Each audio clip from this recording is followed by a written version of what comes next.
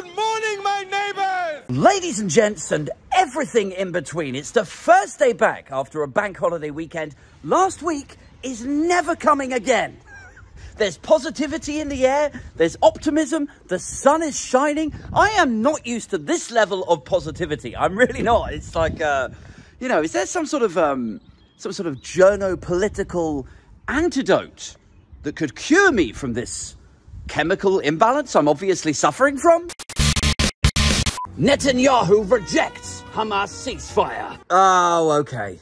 Good. Yeah, there it is. Normal service has resumed. This is a story that Israel's Prime Minister, Benjamin Netanyahu, has rejected a recent peace and ceasefire deal by the group Hamas. It's quite a weird one, really. You know, Hamas, obviously a terrorist organisation, but they are the current sort of government warlords within that region. And they're saying, basically, yeah, we will release the hostages. We will do our part to stop, you know, the war, the bloodshed. But our condition is that you guys pack up and leave Gaza. Now, to my mind, you know, not wanting to sound like I'm on the side of murderous terrorists, but to my mind, that sounds actually reasonable. I mean, the proviso for Israel originally going into Gaza, remember, was to go in and get rid of Hamas and get the hostages out. You know, it's always been about the hostages. Like, how could we stop this campaign of bombing hospitals and schools and everything until we've got our people back? Now, as of this weekend, Hamas are saying, well, okay, all right, enough is enough. You can have your people back as long as you just, you know, clear off, get out of Gaza, stop bombing it. But unfortunately for Hamas and Gaza, from an outsider's perspective, it looks like Netanyahu is sort of in too deep now.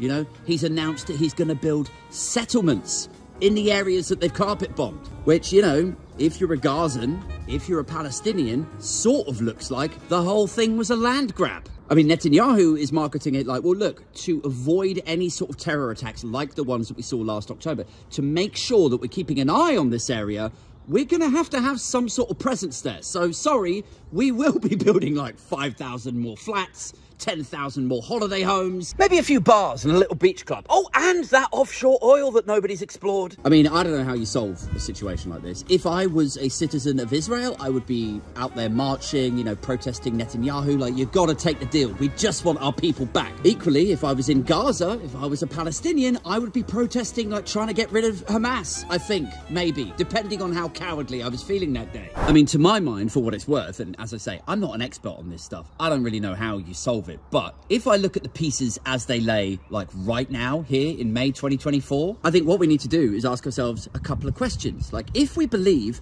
that these people have a right to exist without being bombed, and if they believe, and we believe, that this state over here has a right to exist, then the only reasonable end game that you can get to is a two-state solution. So then the next question becomes, do you believe that Hamas and Netanyahu reciprocally think that the other one has a right to exist? And if the answer to that question is no, well, then both of those political institutions need to be removed.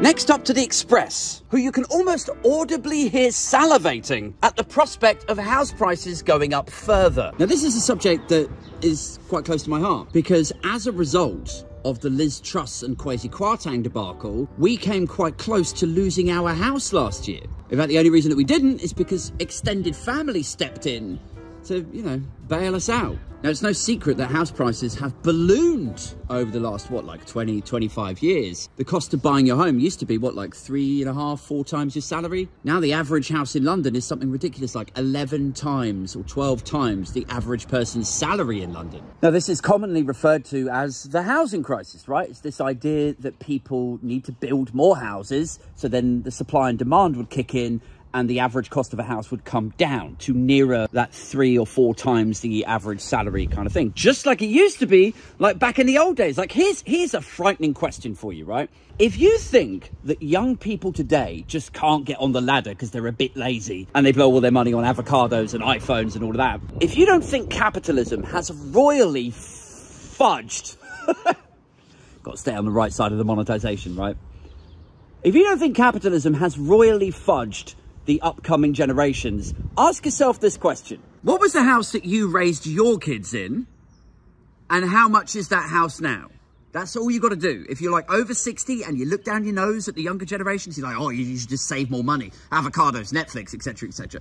Go back to the house, look it up on Rightmove. Look it up. Do you remember the internet? Yeah? Look it up on Rightmove and see how much that house was most recently sold for. And then ask your son or daughter what their annual salary is for their probably actually okay job. Oh, my son Marky, oh, he's doing so well. He's doing so well. Yeah, he's working in the city now. Yeah, he's a broker or something for some big, like, GCF Capital Partners or something. Yeah, he's on 70 grand, yeah, but he reckons he could get up to 100. Oh, right, okay. And does he own his own house? No, he doesn't. He's renting a place in London. How much is his rent? 1,400 quid. 1,400 quid a month. Yeah, and then he's got to pay bills and, you know, soaring gas and electric. And his food bills have gone through the roof of the place that he doesn't own. You know, that's where we're getting to now. It's ridiculous. Like, it started out with just, you know, working class jobs. You know, a postman, somebody who works in a shop. Oh, well, should they really be able to buy a house? Or, I mean, it is, you know, it's a low income. Maybe it's not such a disaster if these people rent forever anyway. Then it got up to your duty managers, you know, your 30K, 40K people. Oh, well, this guy's a recruitment consultant. This guy runs an estate agency, but he can't afford a house that he spends all of his days showing other people around. These people get stuck in this rent trap at a time where we've never built enough houses for the population growth. Oh, well, that's what you get for open-door immigration aid. Oh, God, no. No, it isn't. I don't have time for this. They get stuck paying astronomical rents for rooms in house shares that were bought up by pensioners as investment properties to pay them through their retirement years because pensions themselves didn't keep up with inflation, and the yield on bonds, where pensioners would traditionally invest, that started to go down. Plus, they deregulated pensions so you could take out big chunks of it, like before the time that you would normally be able to. So that let these pensioners just take these chunks of money. Oh, maybe I'll buy a one-bed flat and rent it out. It'll be an Airbnb. Oh, yeah. And then that'll pay for my care home fees. Plus, we've been living in an era of cheap money for the last, like, what, 12 years? They've just been printing money. And so as money has gone down in value, assets have grown and grown in value. Rich people lend money to poor people. The money becomes progressively worthless and more worthless. Meanwhile, assets like gold and silver, stocks and shares, and property just balloon.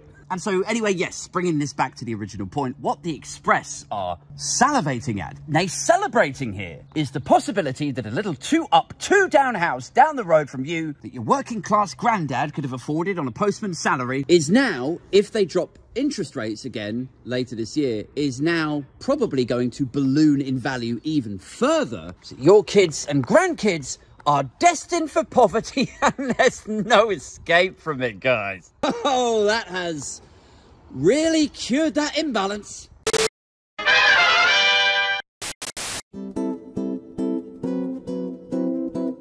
And finally, to the eye. Alzheimer's genetic link raises hope of early treatments. And you know what? After that last story, this is actually bad news. Because if it is true that social mobility, financial stability, and home ownership are dying, in fact, they're pretty much dead, if that's true, and it is also true that Alzheimer's is purely genetic, down to a genetic link, then, I mean, that is actually bad news, because, you know, I'm not entirely sure I mentally want to stick around for all this.